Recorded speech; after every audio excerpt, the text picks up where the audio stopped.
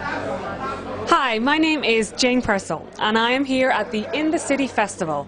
This incredible 3-day event takes place in Manchester, and over these 3 days there are 150 bands. A lot of these bands are actually unsigned, so this is their really big chance to impress the delegates that are here and maybe get that all-important record deal. It's a nerve-wracking experience for all involved, and not just for those performing on stage. Behind the scenes is equally fraught in the lead-up to each gig. Agent Mark Denby has a lot riding on his act, Kirsty Almeida. It's a mixture of nerves and excitement because we've got loads of people coming. There's a really good vibe about the gig, and I'm sure it's going to go amazing. But you know, when you do a show, you always got a bit of nerves beforehand. You know. And how long have you been? You're representing her, is that right? I'm a manager, and I've been managing her for about a year. We started, well, actually less than a year. We started in January.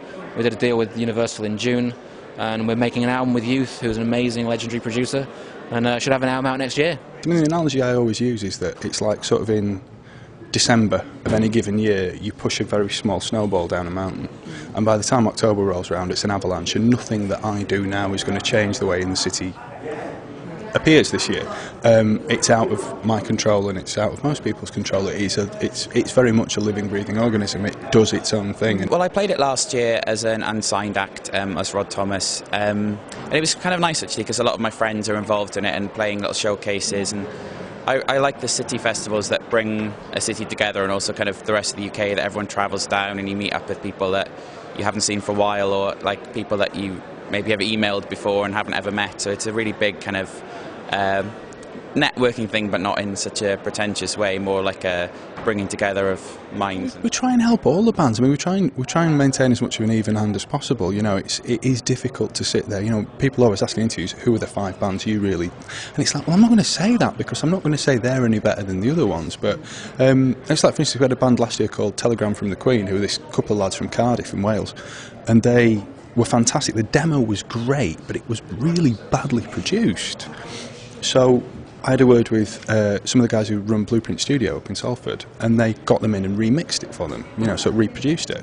And it sounded loads better. I don't know what's become of them since. They're probably still making Daft Punk-esque music in Cardiff, but, you know, we try and help out wherever we can because, we've kind of...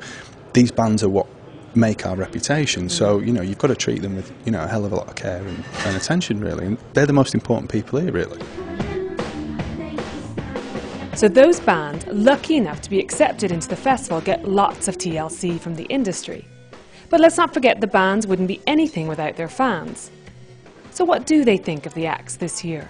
There was quite a young band in the Bay Horse, quite Ramones-ish, quite like them. Great, it's great. Everybody's been super friendly, it's awesome.